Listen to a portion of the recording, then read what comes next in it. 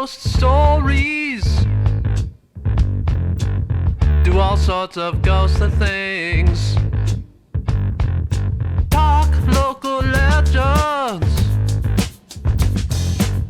And some ghost hunting. Stories we hope to live to tell. And you live to listen. Huz Ghost Stories.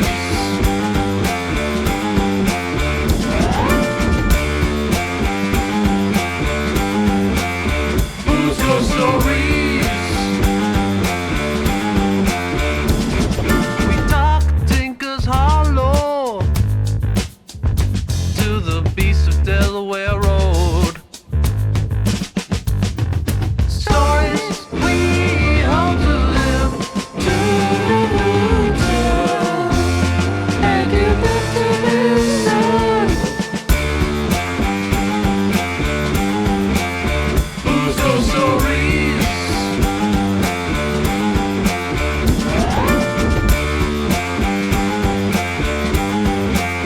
Huz Ghost Stories.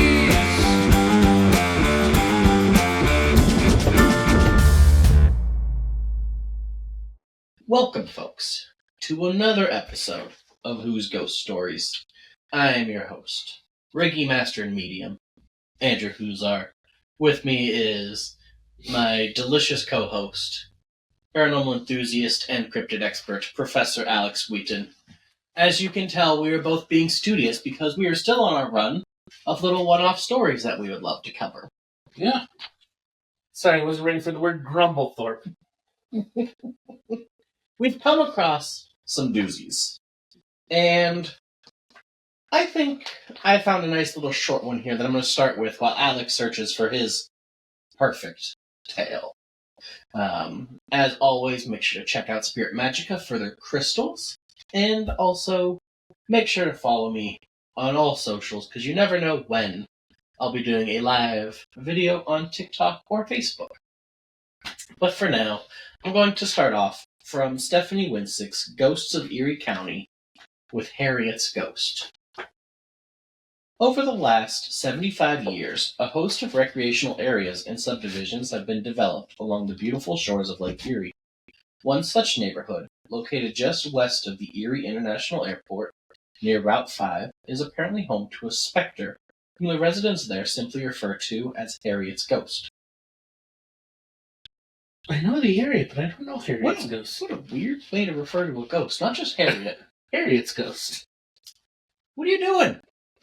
Whoa! Let's see if the first person that found it was named Harriet. Let's get there first. All right, let's get there. Because you got me there. I'm a little mad here at the disrespect shown to Harriet. According to Mike Gallagher, the house he currently occupies in this lovely lakeshore community has been haunted by Harriet's ghost for at least 50 years. Mike knew nothing of the ghost when he and his wife first moved into the neighborhood. After they had a child, though, the story surfaced as a result of some unusual behavior by a local babysitter. One night, when Mike and his wife returned home from an evening out, they found that all of the lights in the house had been turned on. The babysitter would not explain why.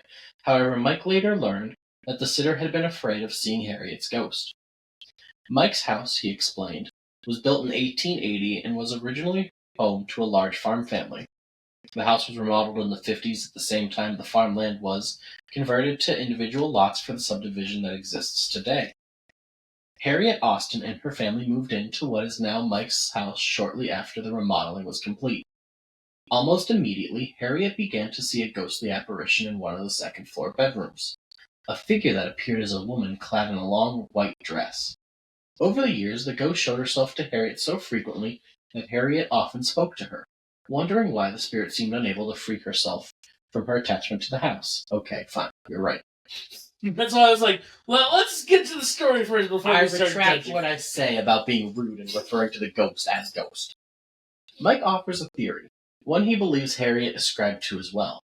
On the north side of the house was a well once used as a water supply for the farm family.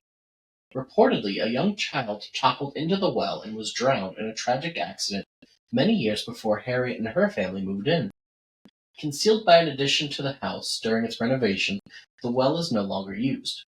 Harriet believed that the woman she saw haunting the upstairs bedroom may be tied to the house on an endless search for the child lost in the well.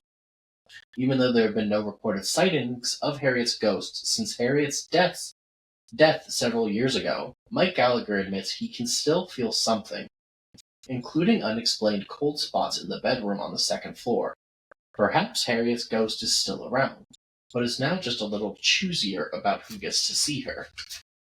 So clearly named, called Harriet's ghost because Harriet was the only one that would ever see the ghost. Very interesting. So, unless Harriet herself was haunted, which doesn't sound like the case because it happened in the house, the ghost wouldn't just disappear when Harriet died. No. So, it was either choosing to reveal itself to Harriet, or Harriet's clairvoyance was a little better than Harriet knew. I'm intrigued by the actual location. Because it's... Which way did it say it was from the airport? West of the airport? I believe so.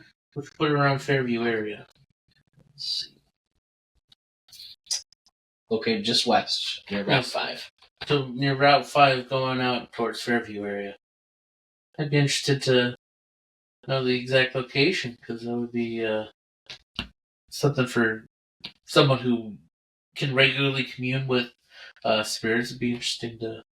It's also interesting. It'd be interesting to know the exact area because the Ohms house is out in Fairview. Yes, it is. I wonder how close it is to the Ohms. That's why I'm like, there's a lot of possibilities there. Yeah. So I'm intrigued, and that's something that we have names, we have people that we could reach out to and be like, hey, is this the story about the property and everything? And we can probably reach out to them. Or if they listen to our stuff. Yeah, Mike, reach out. If you just heard your story get read here, reach out to me because we would love to come check out Harriet's ghost. Yeah. Or whoever owns the place. Yeah. We're very we're respectful of your property. We do not trespass. We do not break anything. We only investigate if we so get there. I wonder, because it said the neighborhood area knows about Harriet's ghost. I wonder if anyone else has had any interactions with her outside that house. I mean, it's worth checking some of the less than reputable paranormal message boards on the internet and see if anyone's encountered it. Harriet's ghost. I'm interested. I'm mostly interested, and I want you to get involved in it only because you've done spirit work specifically with Paul and whatnot. So, like, it'd be nice to have a name to this ghost, not just Harriet's ghost. That's the part of me that's like, this ghost is known as Harriet's ghost, and unless its name is Harriet, I feel really bad. Yeah. That's where I'm like, It's called that because Harriet's the only one that can see it. yeah. Interesting. I like it. I definitely want to try to find out more about Harriet's ghost. That's definitely one to dog ear. I picked this one way earlier. I'm excited. What book's this one out of? This is from Weird, Pennsylvania. Get the weird version of your state. By Matt Lake. Your travel guide to Pennsylvania's local legends and best kept secrets. I did actually buy this for my oldest nephew years ago as well. Some of them I read before, some of them I hadn't. But I wanted to specifically read because it's only one paragraph. And that's the eerie death stump of Mill Creek. The eerie death stump of Mill Creek. And it's spelled E-E-R-I-E. So the eerie death stump of Mill Creek. I have not heard this story before. No, Anything about this. I haven't either until I was looking. I didn't even read the paragraph. I was like, I gotta just do this blind. So, thank you, by the way, not just Matt Lake, but this story specifically comes from Stephen E. Johnson. So, if you happen to be catching, well, thank you for this. It's been a while since I moved from Erie, but I remember one story from my days there. In Mill Creek, there was a place in the woods where you could see the foundation of an old small house and a rock pathway that led to a small creek nearby. In the creek, there's a tree stump. The story goes that a man found out his wife was unfaithful to him. He chased her down to the creek with an axe and cut her head off on the stump. Then he killed himself by lighting the house on fire. His ghost is said to haunt the area. A friend showed me the site. The foundation, stump, and walkway were there. I have no proof of the story, but this was a big local legend in the Erie area. I'm intrigued by that last part because I've never heard of this. Just I was thinking, like, I've never heard of the death stump ever in my life. But now I need to look into the death stump of Mill Creek. I need to know where this is. So as you began reading it, in my mind, I'm like, is this just a different version of Axe Murder Hollow? Right? That's what I was thinking too. I'm like, okay, this is lining up to be Axe Murder Hollow. And it's like, no, there's the foundation, the stump, and the walkway were all there. And this book...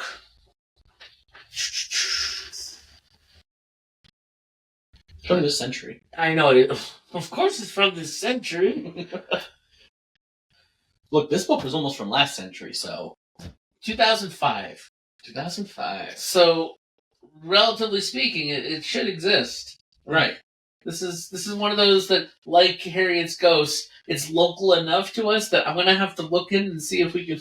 You have to find the death stump. Death Stump Mill Creek. I need to see... Oh my gosh, that's going to be so hard to find. Well, This is why I specified, or why you specified, I guess, that this is the episode of short stories that we could not do a whole episode on. yeah, there's no way we could drag this out longer than, 10 minutes here, even if we tried. The Mill Creek Death Stump. I have not heard this, so whoever said this is a well-known legend. Maybe around your block that a person who lived near the stump. I've never heard. If you've heard of the Death Stump, please let us know. This is new to us. We need more. And again, we've lived here our entire lives. I'm kind of mad I haven't heard this before. And what a fast story. Very quick. Wife's unfaithful. Man beheads her over a tree stump. Burns the house down. I wonder what his ghost is like. So what I'm intrigued by is when I Google it, it even continues to come up with Axe Murder Hollow. Somebody just do a different version of Axe Murder Hollow. Now I really have to know. I feel like it's different because Axe Murder Hollow never had anything to do with the stump. Yeah, that's why I'm like, The stump is new. Really, we're going to do whatever we can to find out where this stump is and go find it. Axe Murder Hollow is located in the area of Thomas Road at Steratania Road. Just throwing that. We're back to Steratania. In the bottom of the first big dip, you find the hollow. There you'll find burned out foundations of a small home. A rock path from that will lead you to a creek with a tree stump near its banks. So there's one story, apparently, where there's a stump in the water.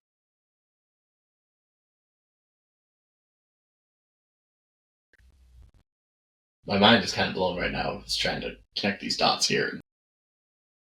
This new version of Axe Murder Hollow. That we were not ready for. So weird. Thomas Road and Steratania Road. Thank goodness I still have my map pulled up. And if it is really Axe Murder Hollow, we know that area got subdivisions. Yes. Because, I'm torn. I've heard Axe Murder Hollow so many times that this doesn't sound like Axe Murder Hollow besides, the ruins in the pathway. Hey, Andrew. Look, there's a Bigfoot sighting right nearby. Oh, my God. Which would be Walnut Creek. Oh, my God. We have... We're connecting dots between these books. Because it's right near Steratania and Thomas Road. I feel like Pepe's looking for Pepe Sylvia right now. Where's Pepe Sylvia? I can't find Pepe Sylvia. You need to just put a giant corkboard up here with just these pieces of information all connecting back to Bigfoot and Steratania.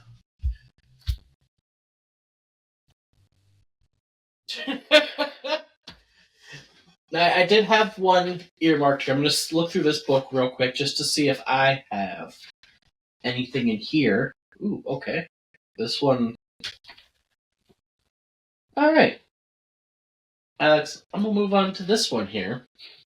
I know nothing about this, going in blind here, so I don't know what this story is even about, but it is 4 paragraphs long. It starts there, and Dead it Man's ends Creek. there. Dead Man's Creek. Some folks in the West County area believe that not only are the Battles homes haunted, but the surrounding property may be affected as well.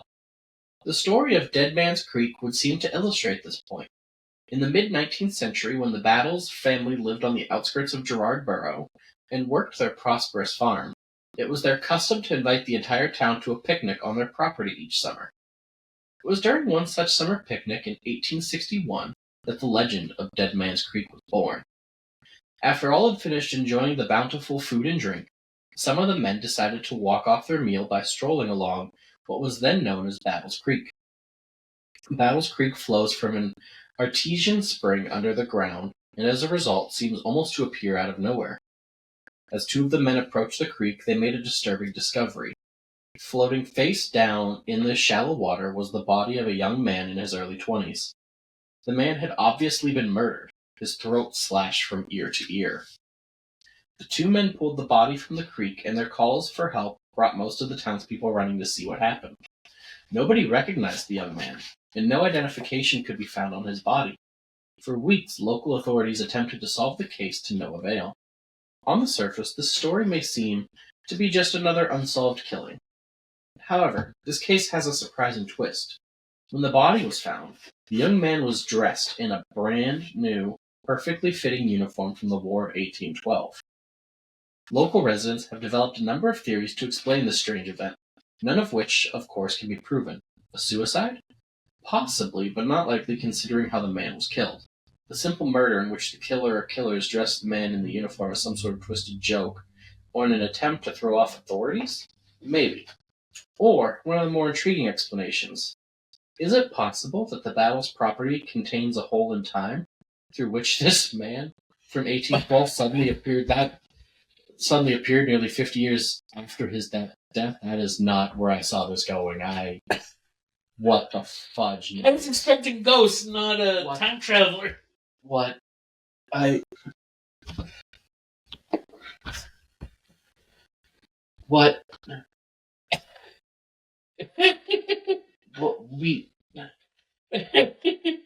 You had me a go. Yeah, I'm like, okay. Random old school uniform, okay.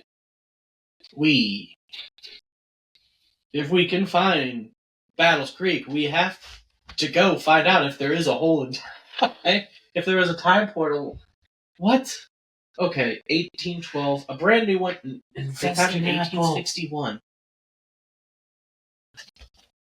I mean, you're a professor. You might know more than I do. Would they have been doing, like, reenactments by then at that point? In 1861? Yeah. Like, we're specifically at the War of 1812? Didn't we lose the War of 1812 in the end? Yeah. Or was it kind of like a stalemate? Stalemate. I mean, we don't even do reenactments of the War of 1812 now. Okay, no, we do. To be fair, those are specific and for like anniversaries.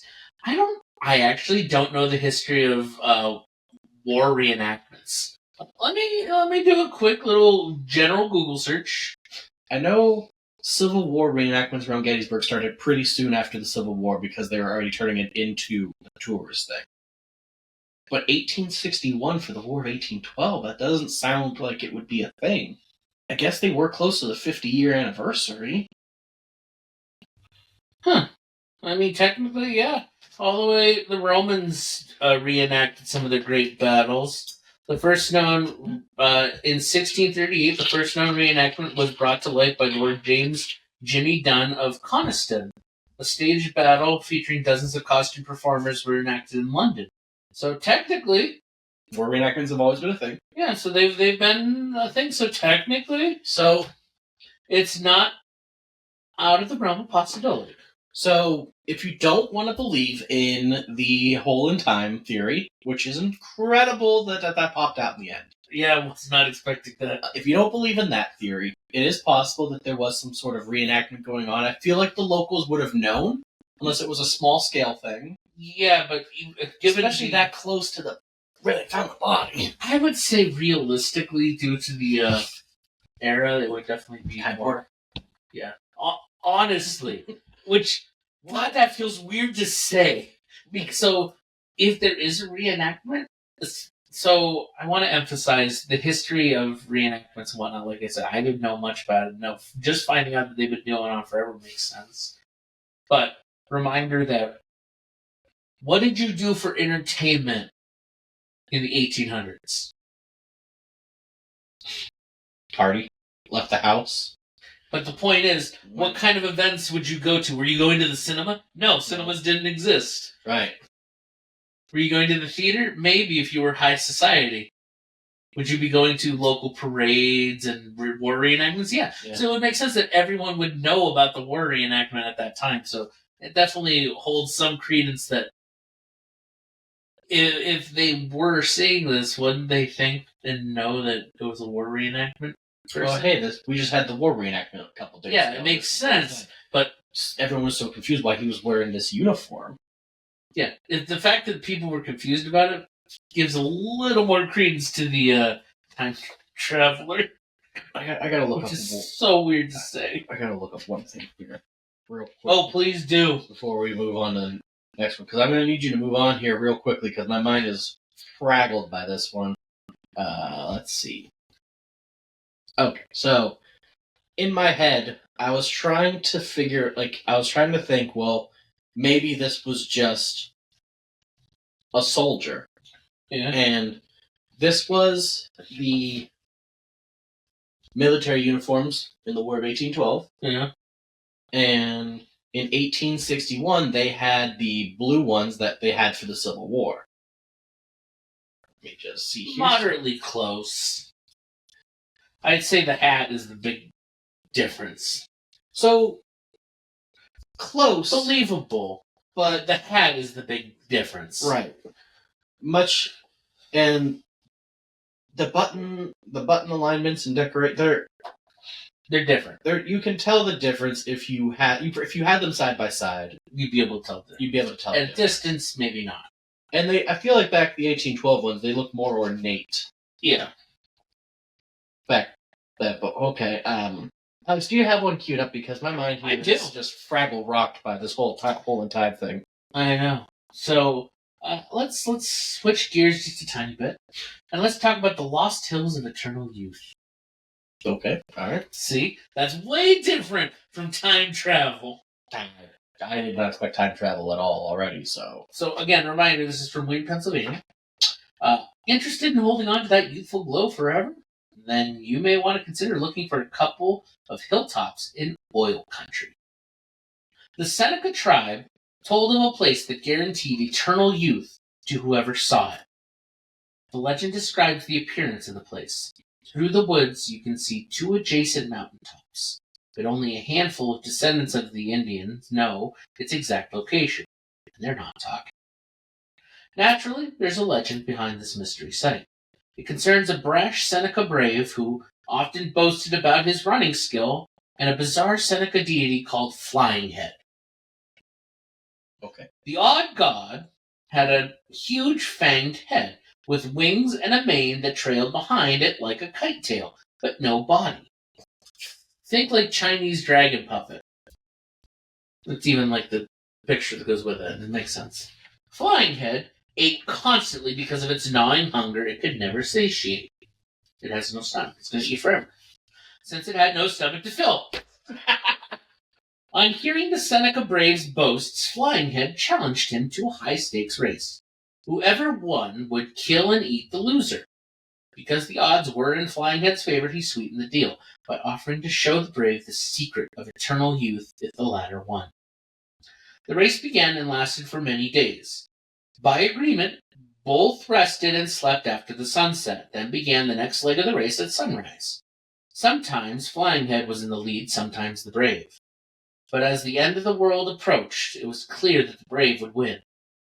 When he did, the tricky god was prepared to pay the price of failure. but only if the brave picked a weapon that could do the job on the first try. The choices were a dull, rusty blade with a bright keen dagger. The brave picked the dull blade, which legend tells us was the right choice. Before meeting his fate, Flying Head told the brave to look around. From the end of the world, the brave could see 2 adjacent mountaintops. Flying Head told his executioner, "As long as you look at this, you will never grow any older.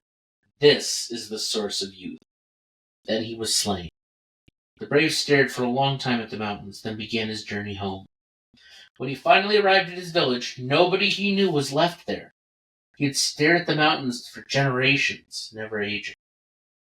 If this sounds like a fate you'd like, start looking over your shoulder in Allegheny State Park.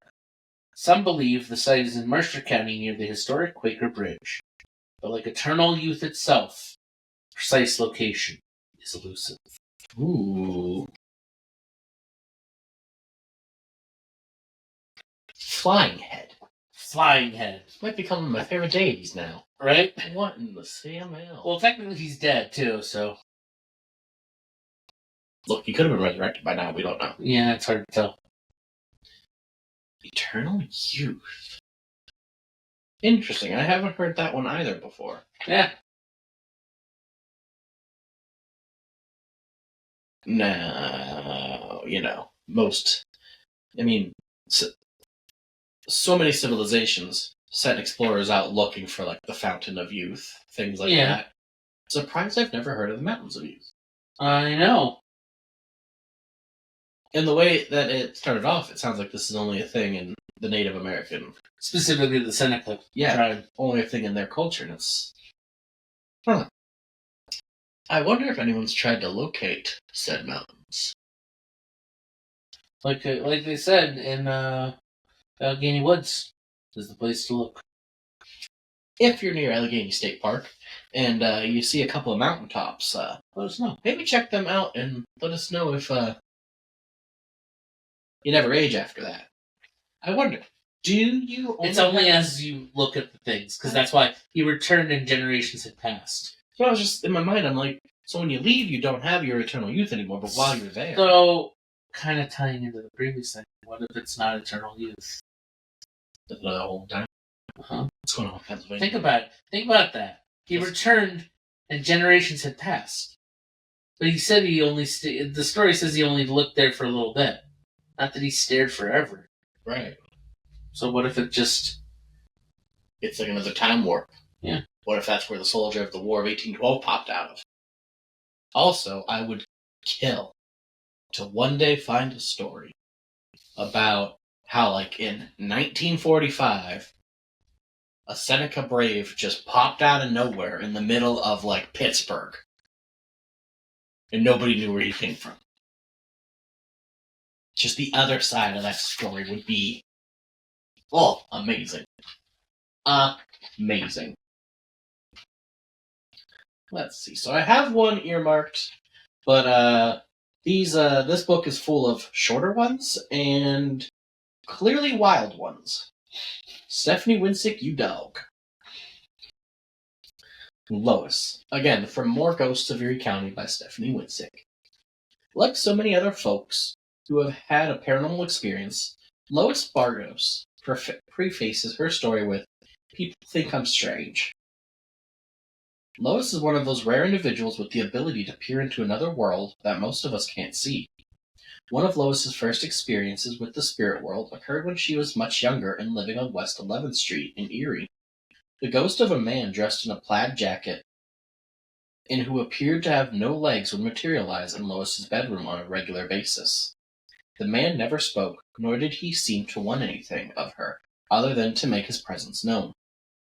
Later, after Lois and her husband moved into a house on Ferry Street, a number of strange occurrences began to befall Lois, while her husband inexplicably was not affected. Lois believes this is because her husband's first wife, now deceased, resents her and enjoys being able to annoy Lois from her place on the other side. Household items Lois is using mysteriously vanish and then suddenly reappear elsewhere. Loud pounding can be heard within the walls, then ceases when Lois's husband enters the room. Once the bathroom shower unexpectedly turned itself on, and soaked Lois's newly styled hair. While preparing to attend a party one day, Lois was dumbfounded to see the twist tie on a bag of powdered sugar in her kitchen unravel itself and blow sugar all over her black suit.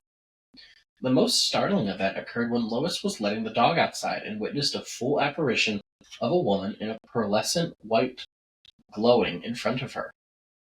Shortly afterward, Lois and her husband decided to move to a new home on Melrose Avenue. I grew up on Melrose Avenue.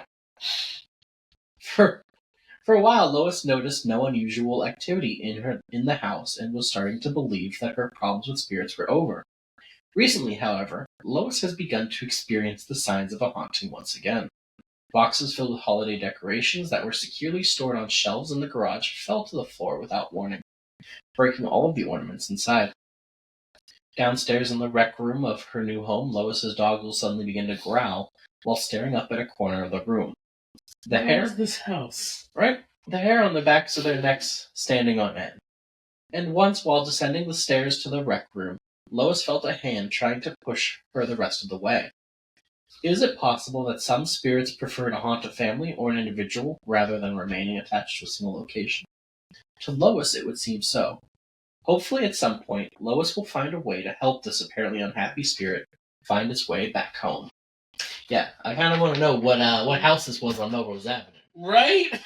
Grew up on Melrose. We had some experiences at our house. Yeah, I'm like, wait a second. Didn't see that one coming. No, definitely did not see that coming. Lois, clearly, your clairvoyance is wide open. And I would say there is definitely a ghost following you from house to house, antagonizing you. I don't know how long ago this occurred, but definitely, if you're somehow watching this and you're still plagued by this angry spirit, I would get everyone else out of the house and I would sage that mother. Reach out to Andrew. I'll help you get rid of it. Also, I want to talk to you. Yeah, we got questions. Also, you should really, tell your husband to tell his dead ex-wife to leave you alone. Right? That was a fun story. Didn't know where we were going there with the way it started, with just talking about how Lois used to see a guy with no legs all the time. Yeah, I'm like, okay, no big deal. So, Alex, we've talked about the death stump, time portals, youthful hills, and a person being haunted. What story do you have queued up for us next here? Well, actually, funny enough, I'm not going to the one that you had dog-eared. I'm actually going to one page later. Because, oh boy. Well, first off, alien big cats, I think, are related to our Bigfoot thing. But I'd like to read about the giant ogwa of the Monongahela. All right. The giant ogwa of the Monongahela. Since the earliest settlements along the Monongahela River, legends of the mighty ogwa have been whispered from generation to generation. Native Americans told one another of the beast, and early European settlers sent letters back to the old country describing some monstrous amphibians they had killed. No evidence of their kills remain, perhaps because the creature apparently grows to 20 feet in length and weighs 500 pounds dripping wet. What? Those early settlers would be hard-pressed to build a fireplace mantle large enough to hang a creature of that size. At any rate, they said that the ogwa lurks in the waters until some unwary deer comes by for refreshment, whereupon it lashes the deer with its tail and drags it underwater. Once the prey is drowned, the ogwa swiftly consumes it. What the hell? Some people believe the ogwa stories are a primitive public safety announcement dreamed up to scare children away from the more dangerous parts of the river, where they were more likely to fall in and drown. The tales could pertain to another river monster that supposedly swims in the waters of western Pennsylvania, namely the giant catfish. Stories of huge, ugly fish 10 to 20 feet long in the Monongahela, Allegheny, and Ohio rivers are quite common. These beasts are much larger than the largest catfish measured so far, which top out at about 5.5 feet and 100 pounds. The tale goes on to say that a creature as big as the giant catfish could easily swallow a diver, and therefore, of course, that's exactly what these monsters do. There are some elements of familiar urban legends in these catfish stories, not least of which is that they've never been caught or photographed. However, there are enough first-hand accounts of giant river leviathans to keep the stories fresh. Now, if you've ever seen the Monongahela in the 1970s, you could just about believe that there was something mixed into the waters that could mutate your average catfish to be triple the size. Divers swallowing cryptids, if you'd read enough of the right kinds of comic books, that is. The Ogwa. The giant ogwa of the Monongahela and giant catfish. Two different things! The ogwa is some kind of reptilian amphibian thing, whereas the giant catfish are giant catfish. The Ogwa sounds like some sort of like giant salamander or hellbender, because those things Right? They get monstrous. huge. Yeah. Never heard of one eating a deer. No, but I wouldn't put. I mean, they eat other fish and stuff. So I mean, Yeah. I guess if there's a deer in the water, they can chew on it. Oh, very, very interested. that's why I was like, I think you'd like that one. Some sort of giant salamander, giant ogwa. And the giant catfish. And catfish are terrifying. They are terrifying, They're even dumpsters. without being giant. They are dumpsters of the water. Yeah. Interesting. I like the ogwa story. Right? I want to know more about it. I want to see an ogwa. I'm going to go to the Monongahela. I'm going to take a bunch of hot dogs, throw them in, and I'm going to see if I can stir up one of these, what I assume is a giant salamander. And hopefully not get eaten. Yeah. Hot dogs, if there's any giant catfish in there, catfish love hot dogs. So I will also drag them up if there's anything out there. Catfish love hot dogs? Yeah, if you go catfish fishing, catfish tend to be someone else. Catfish fish, this sounds weird. Yeah. If you go catfish fishing, best thing you can fish with is hot dogs.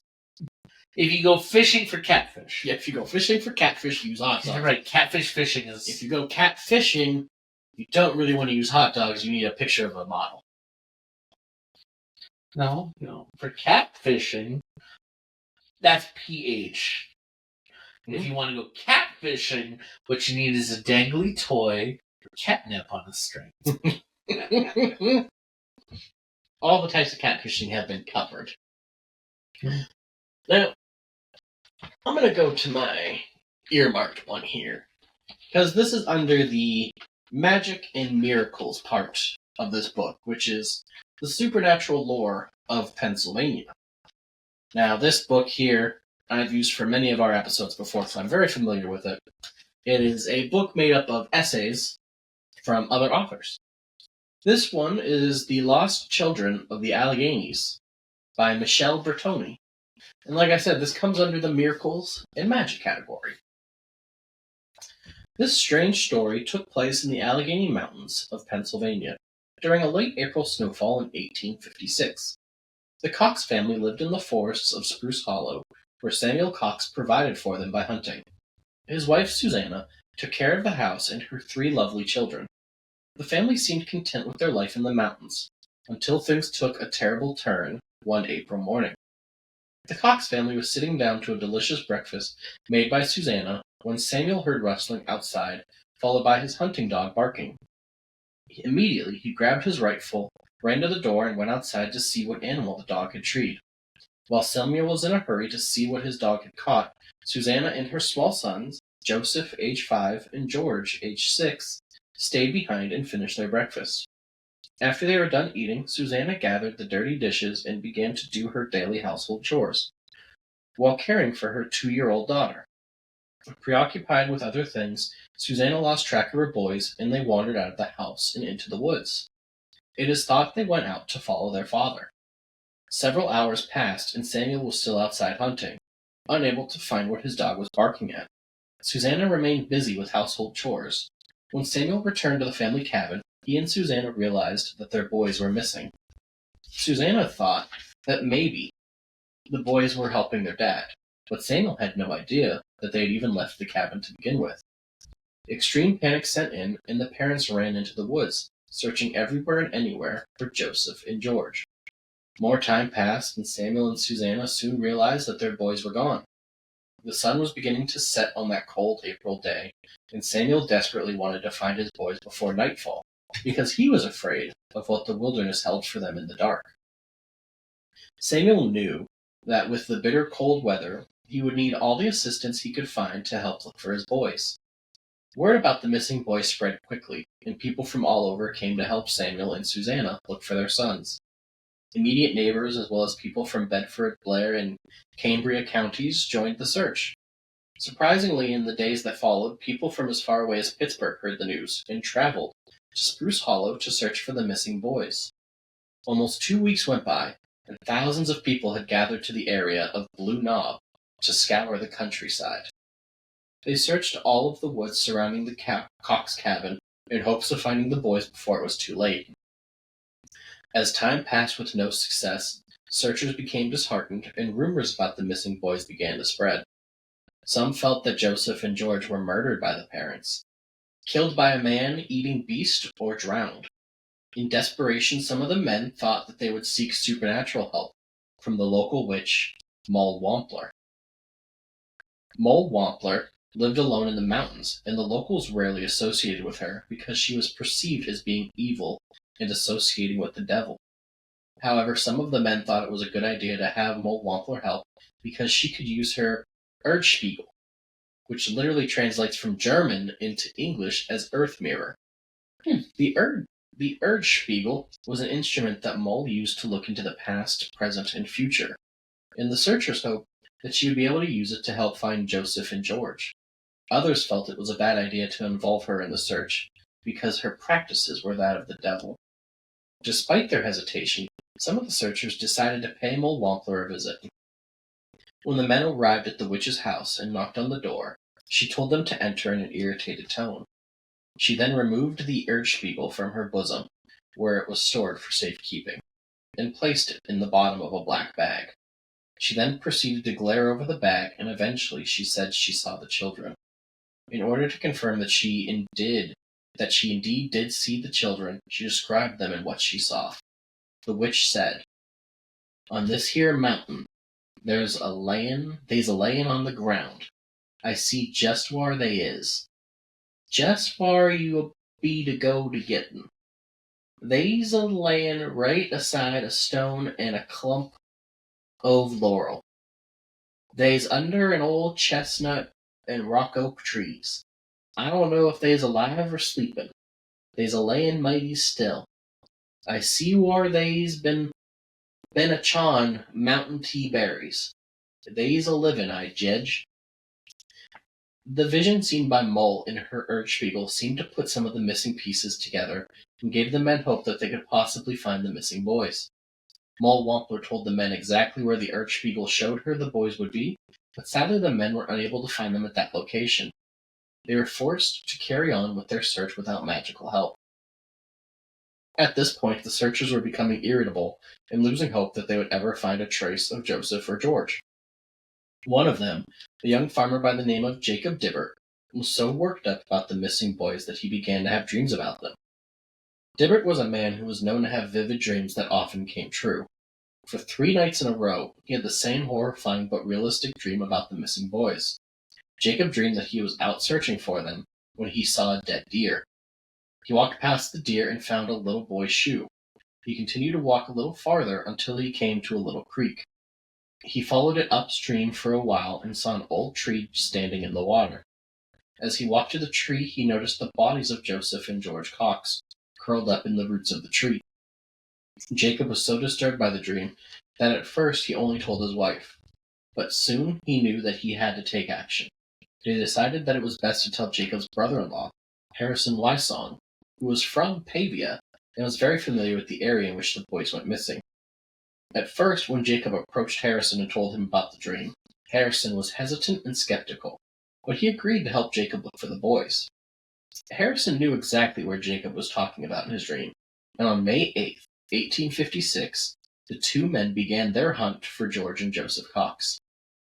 Harrison took Jacob to the exact place he described in his dream, and soon it became all too real. Shortly after they entered the woods, they found a deer carcass, and then a little boy's shoe. After walking a ways down, they came across a creek and followed it upstream. where they eventually saw a large old tree standing. Both Harrison and Jacob stood in pure shock and fear as to what lay ahead. They stared at the tree for a period of time until they gathered enough nerve to walk closer.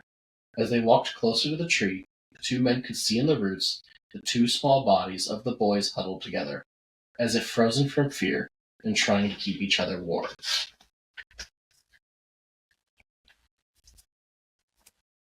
It is believed that the boys were dead for 4 days before they were found. The night that Jacob had his first dream, 4 days before the boys were found, that night that Jacob had his first dream, Harrison and Jacob were in disbelief as to what had just happened, but they knew that they had to immediately return the boys to their parents in Spruce Hollow. Church and school bells tolled in Pavia and the surrounding areas once the boys' bodies were found.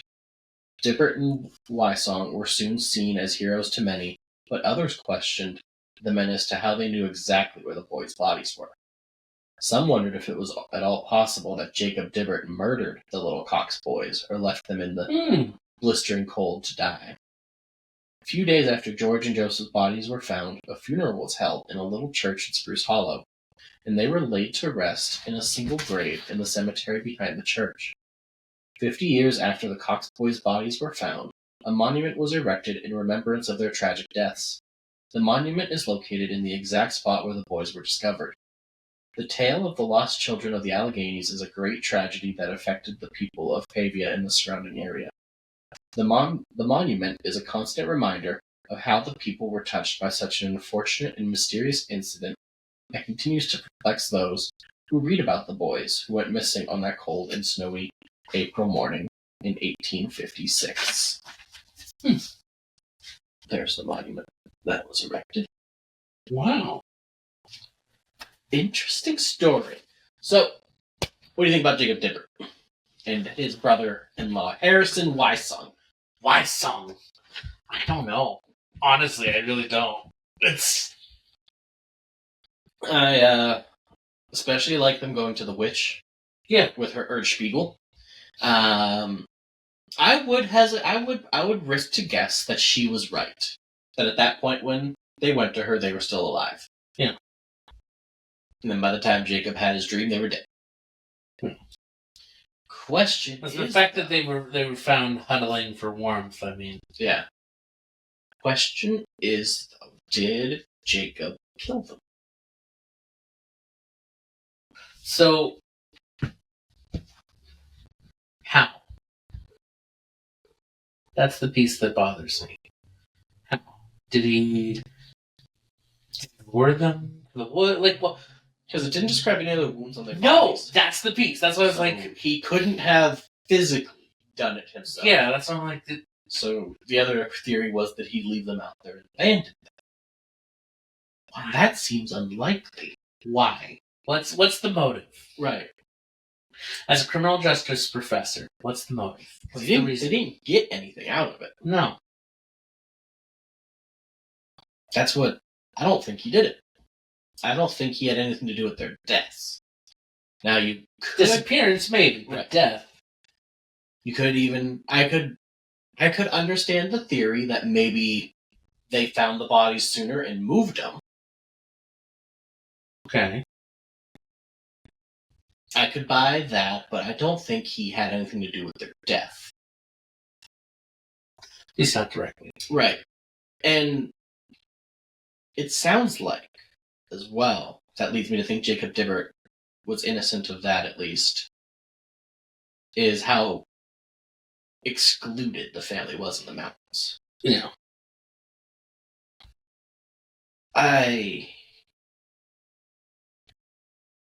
Because Jacob Dibbert can live near them, really, it sounds like. And then the family itself, the cabin was in the middle of the woods. So, how's Jacob getting the kids? You know, there was the rustling, so I mean, you could argue and theorize that maybe his brother-in-law was rustling, and then when the kids came out, he snatched them, but that feels like a lot to go through for two mountain kids. And again, what's the point? What are you... What a story. I expected the kids to be found. Yeah. It kind of led like it was going to. Right. What a tale. Interesting.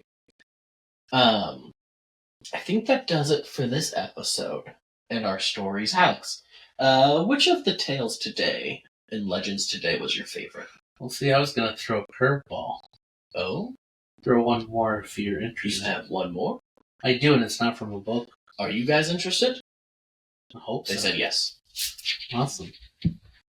So I'm trying to look up specifically a history thing, so I'll have to look it up later, but I figured go very local and personal as well.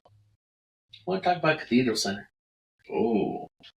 So in the early 2000s and the 90s and going back, in town there was a church, St. Peter's Cathedral, and it had its own grade school, Cathedral Center.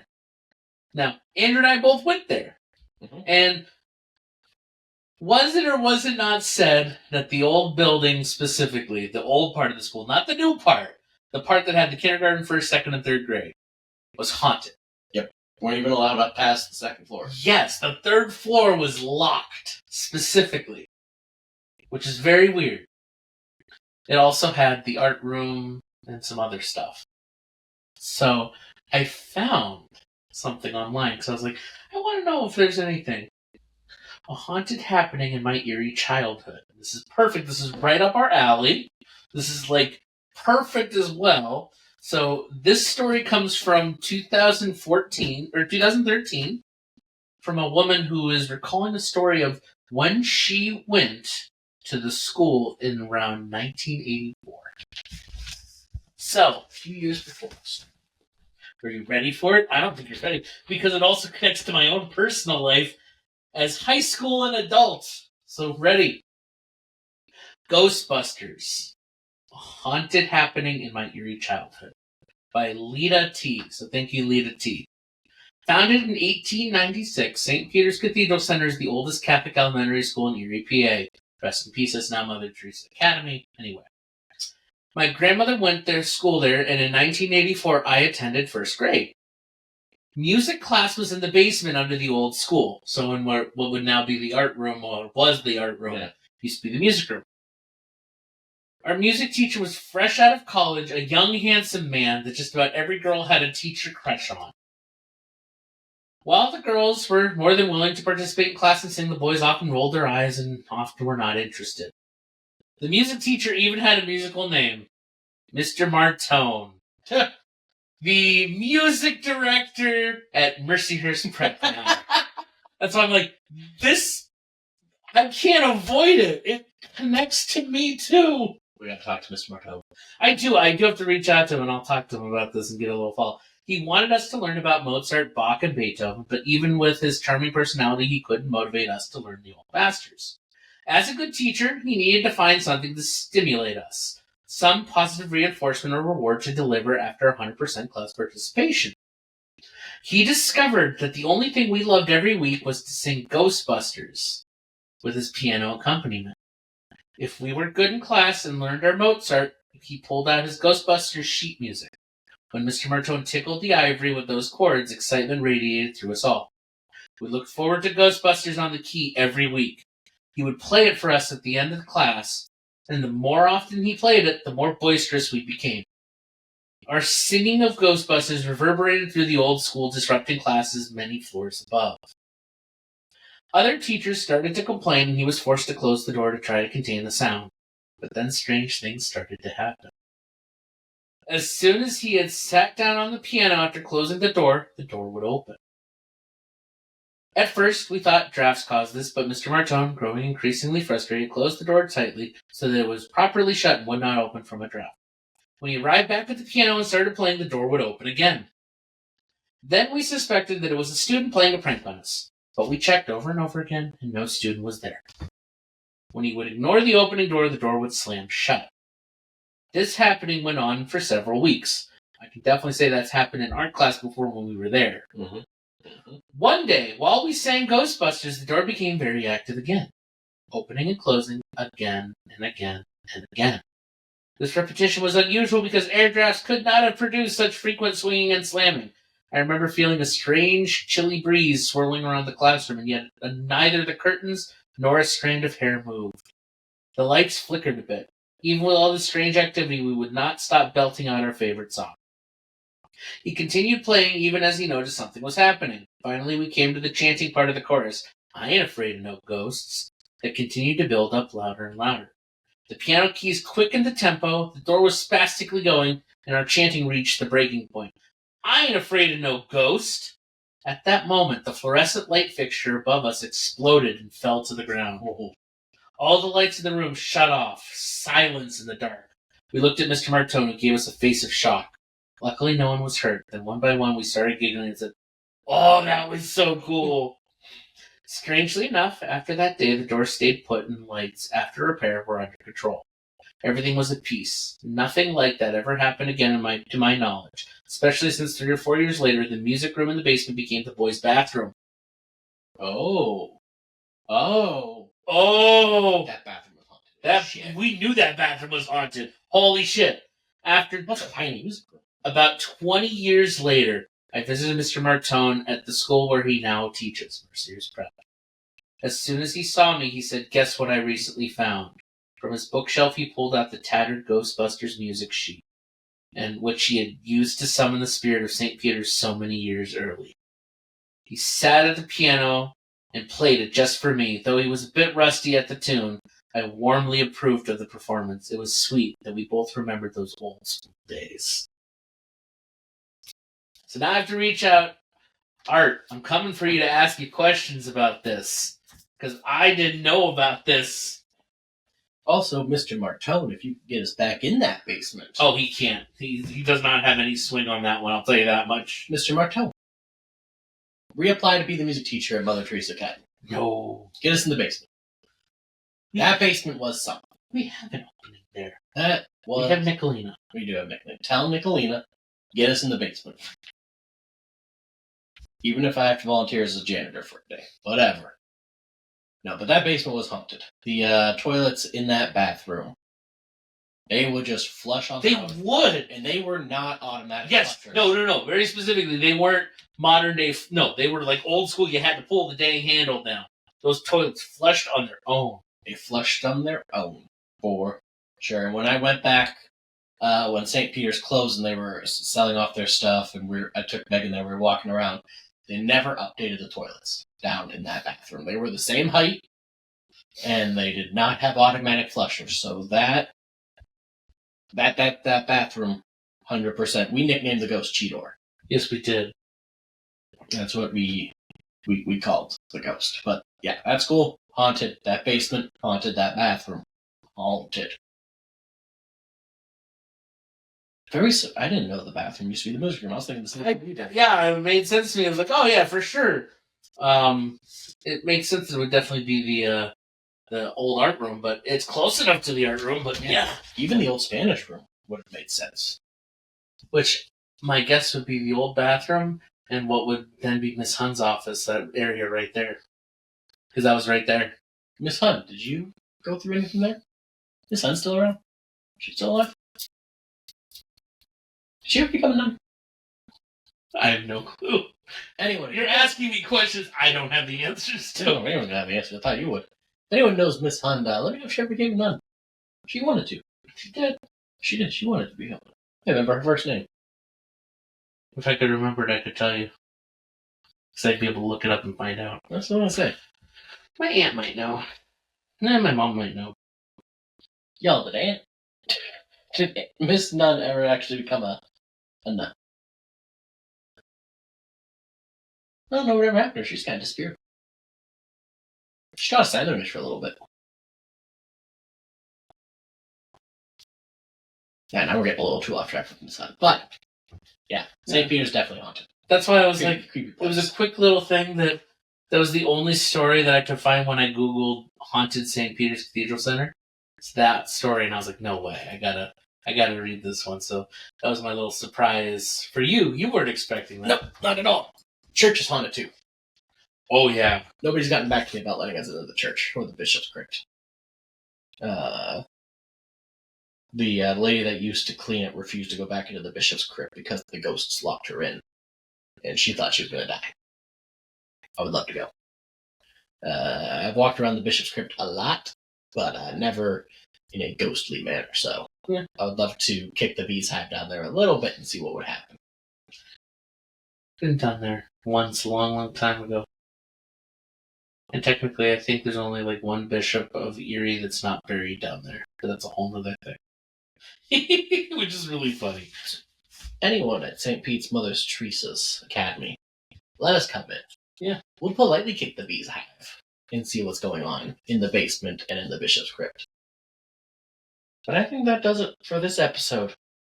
Thank you, everyone, for tuning in to these past 2 episodes, as we've done something very different. Yeah. But I liked it, and these books are filled with a lot more stories, so I think we're going to have to do it more. Maybe next time Tyler will be with us. Who knows? Maybe next time we'll have a special guest. You never know. Never know what to expect with us. We're wild cards. You gotta tune in and find out what you're getting into. That's why we're the Paranormal Cowboys. Mm-hmm. Yeehaw. Yeah. But today, thank you for tuning in. Like, share, subscribe, comment, do whatever it is that you do. And remember, stay in the light.